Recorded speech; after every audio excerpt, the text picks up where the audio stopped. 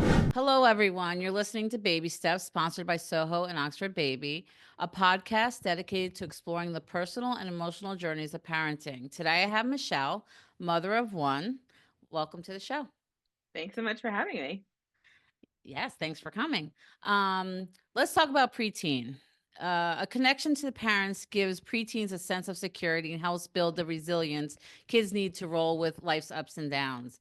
How do you reinforce your connection with your daughter at this age of 12, soon to be 13? Yeah, so it's not easy. And I gotta say it's a little bit of a test and learn and figuring it out. And Natasha is an only child, so I tend more towards autonomous parenting, which, means I really try and empower her to take charge of her life and to do things on her own. And my husband always has to remind me that she is just a kid, right? So it's sort of this like delicate balance of hey, you want to do all these things. Like I know we share that in common where both our kids are very sporty, right? In Yeah. addition to being smart, they're super into their athletic side of them, but that also is like a bonkers schedule. And so I keep trying that's one place where I really try and get her to own her schedule and to Yes. collaborate and communicate with us Right. about what's needed. But I'm always so to answer your question, one of the things I'm always doing, and this is kind of a metaphor for how I deal with her, I'm always in the background, like kind of double checking it. So I let her drive, Right. not literally because she's only 12 going on 13, but let her be in charge. And Yes. then I'm always like checking it and managing it. And some of that is out of necessity because I need to manage my own schedule. But that's one way where she has her own Google Calendar, like stuff like that. Like the more I Right. could put in her hands to help her feel like she's in charge, the better. Yeah. So I mean, as you know, I know Tasha is big time basketball player, and my daughter's big time softball. So Mm. that's one of one of the things I find most challenging is although she's maintaining her grades and but and she has a very, especially Mondays and Wednesdays, a very tight schedule because it takes her an hour and 15 minutes just to get to practice one way. So, trying to like, okay, take advantage, do your home, do what you can in the car on the way there, and then when you come home and just trying to prioritize what is most important. She does have some things that she has to do for the coach outside of like, regular practice. So I try to, and now that it's getting dark early, like one of the things, for instance, is running. So I'm trying to help her navigate and help her plan. Okay, it's getting dark early. So do your running now, and you have all night to do your homework. Not that homework isn't a priority, but you have much more time to do your homework than you do to, like you have sports homework and you have classroom. Take the 5 hours that you could do your homework after school and the 20 minutes that it takes to run, just do that, Get it done. Yeah. yeah. So like, and then you always have a little, they think they know everything. So, at times. Yeah. Yeah. Well, and that's So the tough thing. And I don't know if the other thing we're noticing is like it's really hard to get like so some of that is prioritization and right. like figuring out, well, if I do X, but I mean, listen, it's not unique to Yeah. preteens and teens. Yeah. I'm a psychologist. I work with a lot of adults who I'm having these conversations with too. Right. But it's also I think one of the things is the bigger they get, it's like, and I heard this like, and I knew Hmm. this. The bigger they get, their problems are bigger, right? Right. And their messes feel bigger. So it's Yes. also like I feel like our house is in chronic state of chaos. And that's another place where I'm trying, and we are collectively trying to like give her autonomy. Like your house could be at your house, your room could be a total Yes. nightmare. I'm fine with that. That's your room. Like you do you. Hmm. But like, can you at least keep the kitchen island like a Right. little, semblance? And so it's a struggle for sure. Right. So yes, I have the same struggle. Like you could tell the second that she comes in the door because everything is all over, but yet her room is immaculate, right? But I'm like, Oh, this is a shared space. Like it's okay to drop your book bag when you come home. I'm not saying, but like respect the space of the house, like every room, I could tell where you went first along the It's like way. Pigpen. I mean, that Yeah. the Pigpen from the Peanuts, like sometimes you're like, oh, Yeah. that I get where they get all these characters from, like, we're living with Pigpen. And that's like a tough Mhm. so for Natasha's 13th birthday, we're doing a sleepover, which should be Very really nice. interesting, right? And but it's just a small, really small, which I'm really grateful that Right. she's on board with that. But I was like, you got to clean the basement, and that's where all of your Legos are. And she has like Yeah. art stuff down there, and I'm like, Yep. it's you can't have your friends. And so what I try and do is just model for her, because a lot of what we're talking about is in this age, they're figuring out, executive functioning, like how to Mhm. manage in the world. And we've got to like model that for them. And so in a lot of ways, we're kind of their frontal lobes and helping them. And so I said to her, listen, just do a little bit, turn on your Mhm. music for 20 minutes and just do a little bit and just see what you can Right. get done. And the minute she starts, like she did fine. And so I think we'll be okay for this weekend. But you know, I almost feel like we should be doing this after this weekend when I have like 4 or 5 preteen teens in my house for 24 hours. Should be fun. It should be a great time. I mean, we have to embrace those moments, right? Like they're not going to have sleepovers forever. And it's great to see them have a good time. Like I truly can say I enjoy watching, although I'm exhausted on the weekends. I mean, but I truly enjoy watching her have fun with her friends and her teammates and building relationships, she's normally been the youngest on the team, so sometimes it's hard to connect because the kids are older, either freshman or sophomore. But this year, she's on a team that they're all eighth graders, so she is able. So she has more, although more in common as far as Mm-hmm. even work. Like she came home excited the other day and said, "Oh, mom, we were talking about." Something we are doing in science. And she was like, and they're doing the same thing. So she was able to connect with them and just to see the excitement of her, having that connection with her teammates it's enjoyable. Um, I think that's one of the cool things about this age is they're sort of mhm. transitioning into, independent friendships. And I don't know if this is weird for you, but sometimes we don't even know who their friends are. Like Right. meaning like they'll say Right. somebody's name and you're like, who is that? Yep. And you certainly don't know their parents, which is Right. unusual or atypical because Right. up until this point, we were in charge of everything. And now they're starting to branch off, and so getting to know like their friends is not, it's not always going to happen right away. Right, right. So having your own practice, how do you make room in your schedule for special times or take advantage of the routines that you already share and because you have a very, you know, crazy schedule.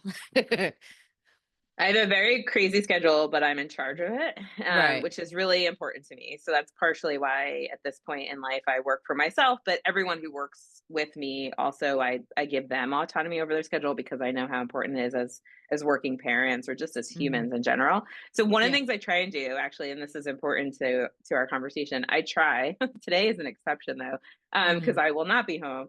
But I try my best to be home when she's getting off of the bus, Okay. so that I'm at least there to greet her. Even if a lot of my work, though, so that means I'm not in meetings or seeing patients, but I'm actually literally home. But I may have my laptop and be doing stuff, but Right. that way I can at least like greet her, say hello, see how her day was. She generally will feed and herself, but I think it's just nice knowing that we're there if she needs me. So today's just a unique day Right. where I have patients until 5 at the office, so I won't be here to greet her. But it's just I think that's one of the things I've tried to do. Yeah. And also it doesn't mean I don't go back to work. So sometimes I then will see patients at 4 or 5, Yeah. but I'm there for that little like, hey, how are you doing? And it's partially because you and I are of the generation of, my both my parents worked, and I was a latchkey kid, right? Where Right. Yep. or or I came home to myself by myself, and I remember, Right. what it's like, and she's an only child, so I try and make sure she never feels lonely. Right. And same And with my daughter, the only child. So, I mean, we're fortunate enough to live right next to, my parents and my brother, and she has some cousins, but she is also 8 years older than them. So Hmm. coming home, it can be lonely. So I leave early before she's even awake. She gets herself ready for school. And I don't mind coming in. I try to get those extra hours of work if I have a busy day in early in the morning versus Hmm. in the evening, because I feel like that's the only time that we were able to sit down and eat with each other and, like talk about the day, or if she needs help studying. I mean, that's something that I still quiz her. That's like something that we do together, Hmm. right? So that That's like, really sweet. yeah. So I, quiz her on this and prepare for tests. So she, that's one thing we look forward to doing with each other. Well, and the other thing is, and we talked about this, is like Natasha also has long commutes sometimes on the way to basketball, and so I find that's a really helpful time. We're trying so, and we could have a whole conversation about phones and the Oh, yeah, we're seductiveness we're of gonna it. get there. I have, But yeah, I try and get her to put the phone down in the car, and I do it for two reasons. One is I'm investing my time to drive her, and I can't work while we're driving. So right. I'm like, let's have a conversation, or Yep. let's talk, or help me navigate, or whatever it is, but let's be more collaborative. And so again, it's sort of modeling these Mhm. like more mature social relationships, Yes. as opposed to like you just sit there on your phone.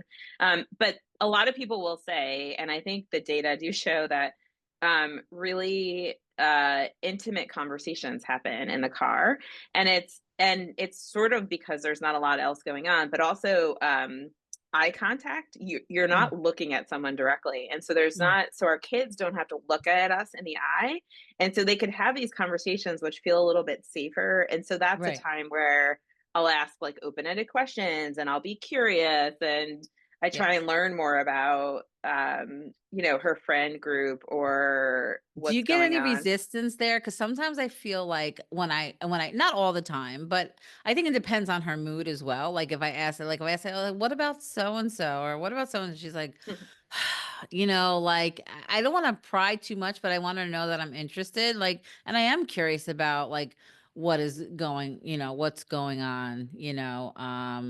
Sometimes she'll just come out and just say, "Mom, I got to tell you the tea today." Like what happened. And then or these like little crazy sayings that they have. I'm like, well, what does that mean?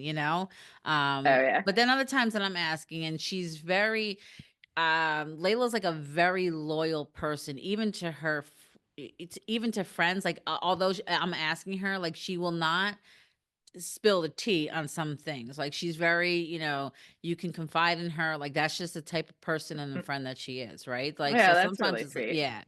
So sometimes she's like, "Mom, she just doesn't want it to get out, right?" So I mean, if someone was in danger or somebody was really, then she would say something. But like, just teenage gossip, Yeah, she's and I think that's pretty, fine, right? As long as yeah, they know yeah, that we're a safe place when they absolutely. need it, then they Yep. can have their privacy. And I try not to.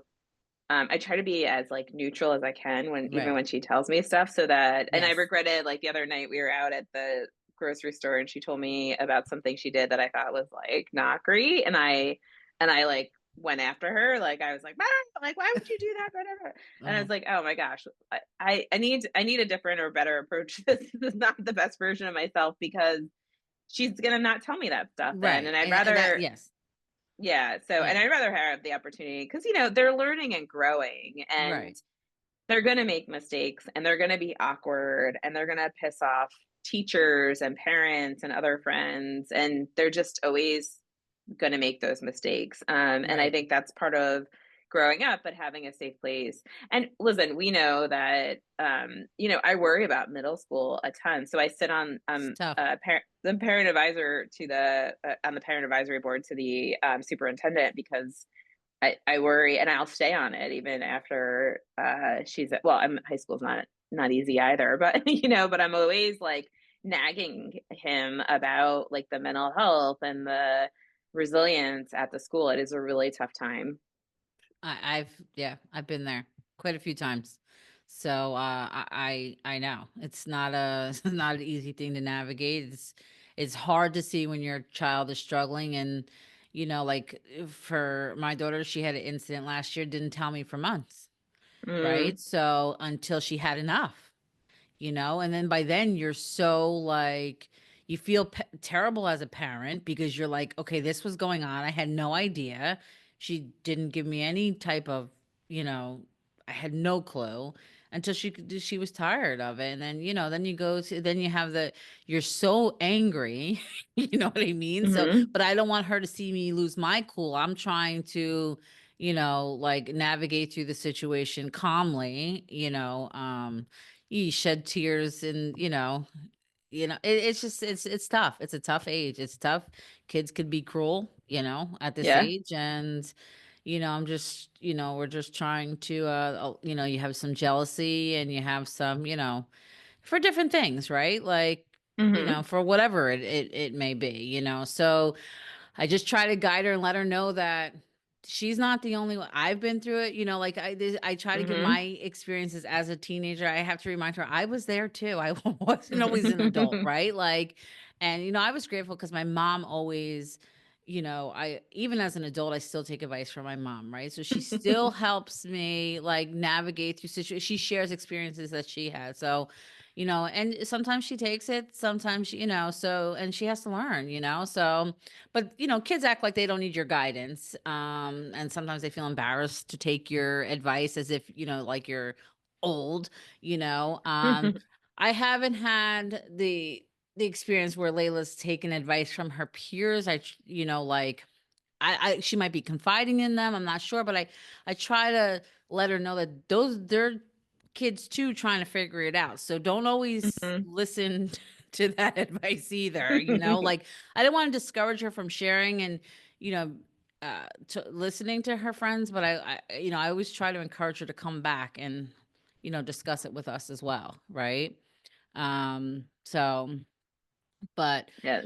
yeah, and I just try to stay involved, right? So, I try to whatever she may be interested in. Oh, I'm going to try out for this sport or I'm going to join this club. And although I know in my head she might not enjoy it, but I try to make her stick with it just because if you make a commitment to something, like you can, you have to you stick with it and so, but getting on to managing electronic devices. So that is uh a big thing. The phone is like, even at home, like I'm like I have it's one of the most difficult things. Like I was just speaking to someone today and I'm like, like she has to have her phone, like because she needs to get in touch with us if we're, like she has to have a phone, right? Like in this day and age, sometimes she's not with us because she's at practice or she's down the park or she's at so how do you manage, like, do you, besides the car, like putting down like at home, do you limit screen time? Do you, I'm one that when I'm constantly checking her phone, whatever little social media she has. And, like a lot of parents say, oh, I don't allow them social media, but I don't know about for Natasha, but I know for myself, for Layla, she has to have some social media for her sports, right? Like, like for, posting videos and, like like highlights of her weekend, hmm especially if she plans on, pursuing her softball career, right? Like this is the age hmm that they're starting. So I can't necessarily, and they Snapchat through the group chat. So it's difficult. Like how do you, do you allow social media? Do you limit it or Well, I'll tell you that this is so Natasha's had a phone since she started middle school ish, right? Like right as so her birthday is the beginning, just like Layla, the beginning of the Mhm. year. So we got her one because in middle school they are more independent, and so just Right. staying in touch with her. And I regret I limited her screen time. Like you can limit like the hours she Yes. spends, and I Mhm. limited like who she can contact on downtime and that kind of stuff. But I Okay. didn't limit I mean, I limited the apps, but I thought, Right. well, if I limit the amount of screen time, that should control it. And what I should have done is not allowed her to have social media as early as I did. And so that's a mistake I made in hindsight. And I own that. And I just think, oh, I should have been smarter. Why didn't I think about that? Like you could do both, limit the amount they're on their phone and limit and not give her social media. Right. And TikTok and YouTube, I mean, they just spent, I mean, but here's the reality is like, we're not just talking about Natasha. Like, I spend a lot of time on my phone too. And I'm always, being really careful about what I do. And sometimes it's intentional. I'm like, oh, I really need to just wind down. I'm going to watch some like, Instagram reels and watch some like fun dog videos or whatever it is, Yeah. and but I'm doing it intentionally and mindfully, but then I get stuck, right? It's like so seductive. You're just like stuck in these. But they don't have that ability yet. And so I wish I had done things a little bit differently. But here's the other thing. I'll tell you the story that Natasha, we had lots of conversations about TikTok. And that was the one that, in fact, I'm not on TikTok. My business isn't on TikTok. I think there's cool stuff we could do on TikTok. We're on Instagram and Mhm. Facebook, but TikTok just makes, I don't know why, it just gives me an icky feeling. Mhm. And so I just haven't invested in doing that, and I'm not sure I will. But at some point, I was away for a conference, and Natasha called me, which is not atypical, but I was in the middle of like a meeting in Seattle, and so I texted her back. I was like, "Hey, I'm in the middle of a meeting, but I could text if you want." And she said, "Oh, I just wanted to let you know that I deleted TikTok." And I was like, "Oh."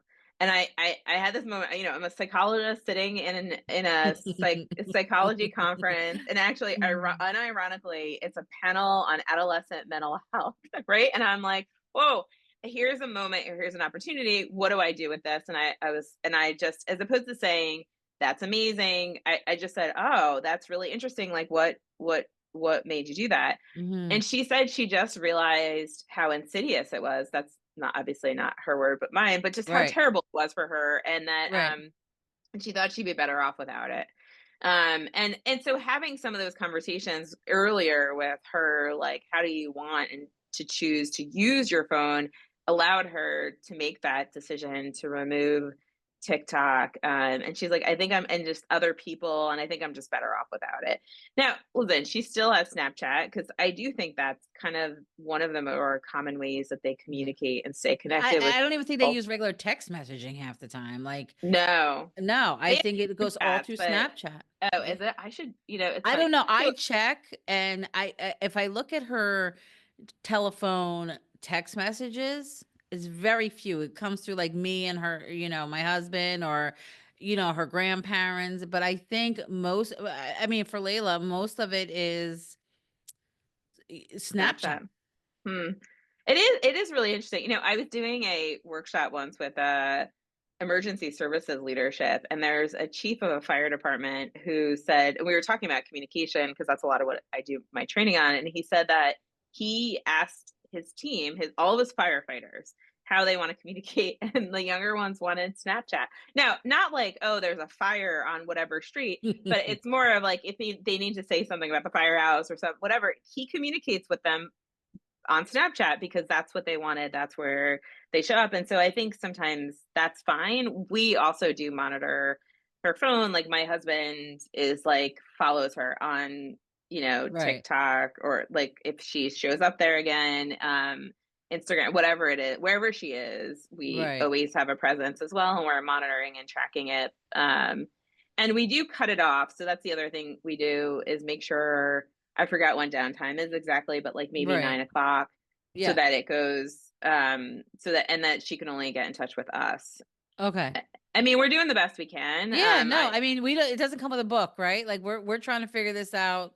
We didn't grow up with TikTok and Facebook, and, like, we didn't have that when we were kids. Like, we didn't, let alone a cell phone, you No, know? but when I was in graduate school, and I mean, listen, we're not that old. So when I was in graduate Right. school, that we had the internet, but the difference was we were not so reliant on it, right? And Yeah. so I could say to people, "Hey, I'm going dark," which would mean I'm turning off the internet on Right. my device, so I could write a paper or do some analyses or whatever I was doing, and I could actually do that. Now, forget about it. Everything you do is on the web. My whole business, there is almost no paper.